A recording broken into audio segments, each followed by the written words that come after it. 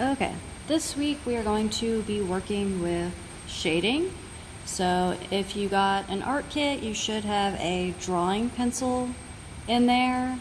If you don't have a drawing pencil, you can use a normal pencil, but the purpose for using a drawing pencil is because it has a softer lead than a normal pencil, and it is easier to, I use the word shade, but basically color in the dark areas with a softer lead. So the number on the side tells you how soft the lead is. So a B is a softer lead than an H, and then the higher the number, the softer the lead is. So if you're trying to get really dark areas in a picture, it just, colors and comes off a lot easier.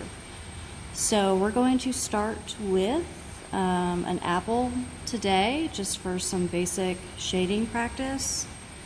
I'm just using regular printer paper, and these don't have erasers on them, so you'll probably need an eraser. And whenever you start blending, you're going to need something to blend it with, so either a Q-tip, a paper towel, you can use your finger too, will help blend the colors. So I'm going to start out with the outline sketch of the apple first. So you're just sketching really lightly.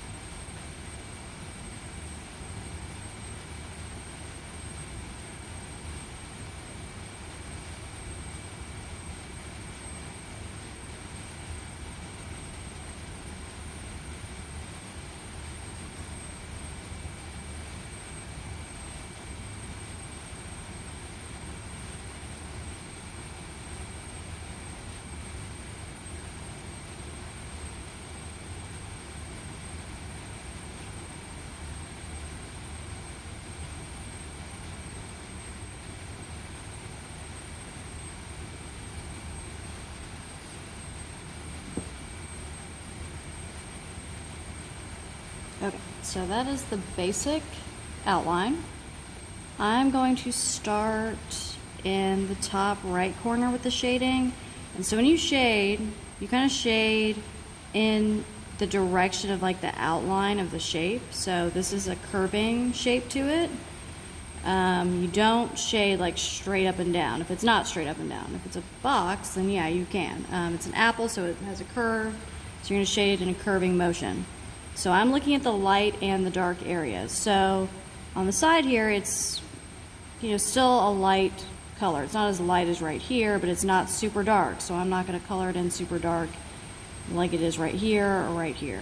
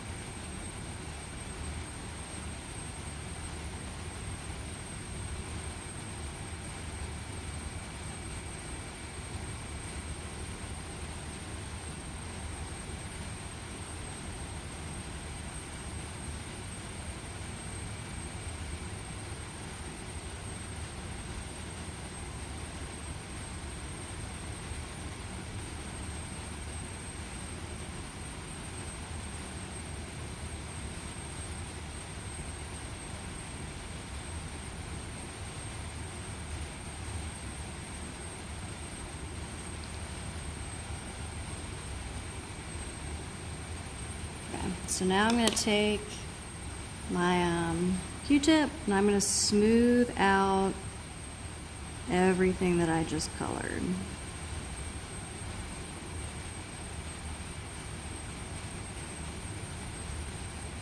You can also use your finger and kind of go in a circular motion to get it extra smooth.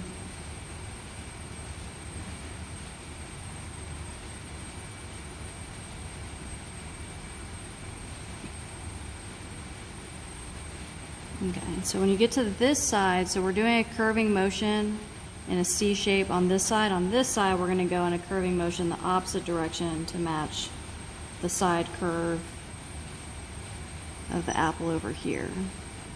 And parts of this, I'm not pushing super hard yet. Parts of this I'm going to make a lot darker, and parts I'm probably going to erase to make it a lot lighter.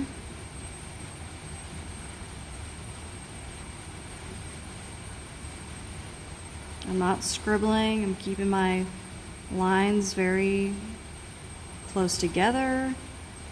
If you spread them out too much and then you try and smooth it out with your finger, smudging it only does so much. So you're still going to be able to see those rough lines if you scribble in.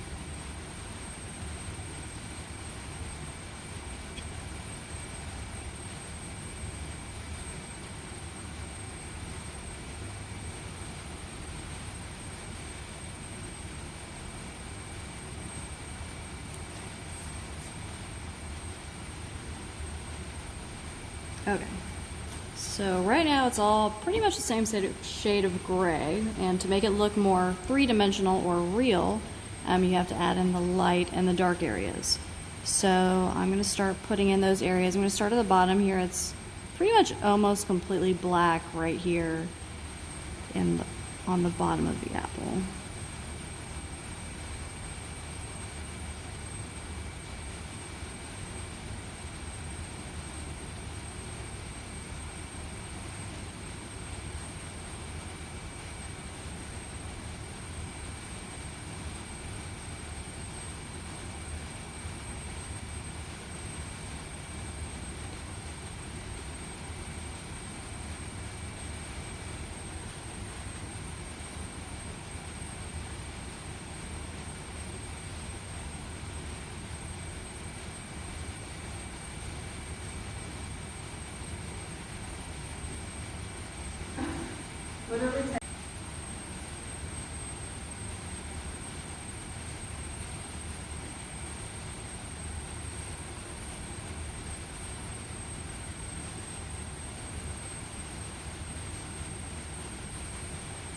Obviously, the harder you push and the more you go over it, the darker it'll get. Still continuing in that curving motion.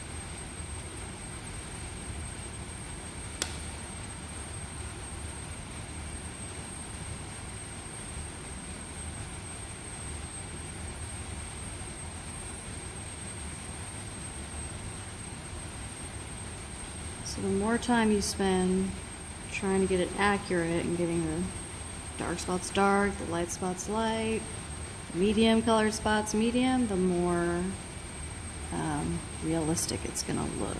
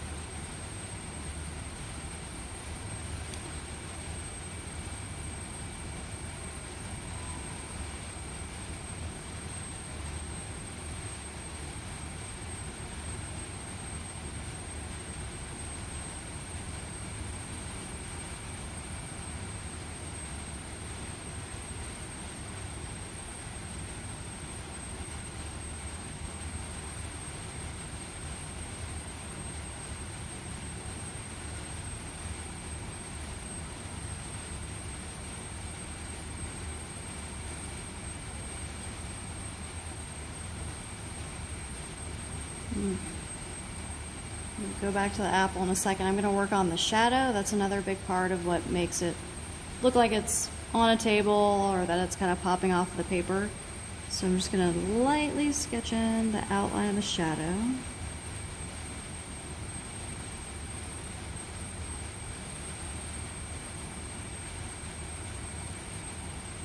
And the shadow is the darkest right under the apple.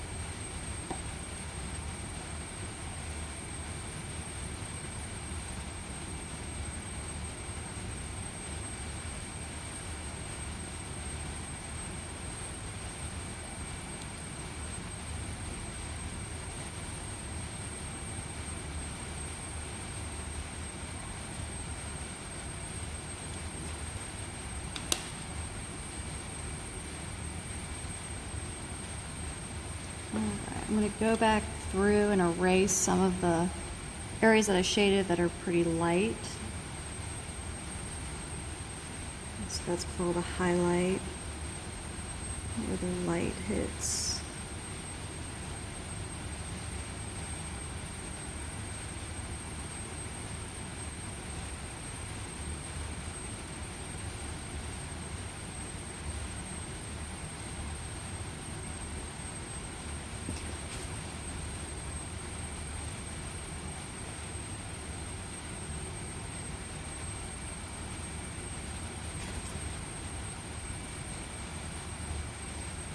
And then I'm going to go in and add some of the little, not all of them, but some of the little lines and details that are on the apple.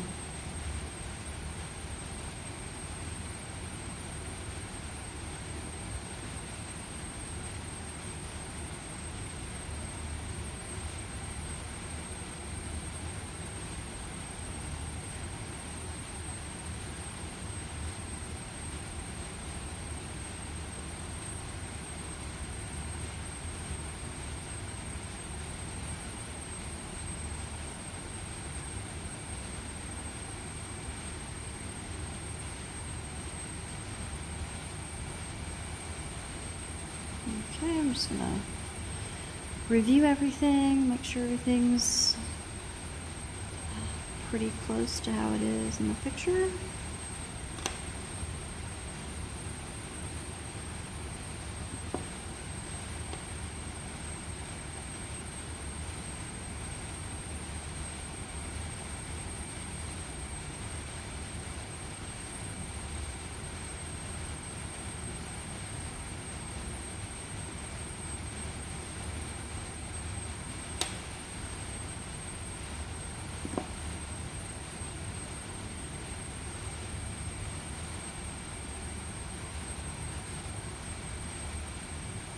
Alright, that's it for today's lesson. We will do some more shading tomorrow.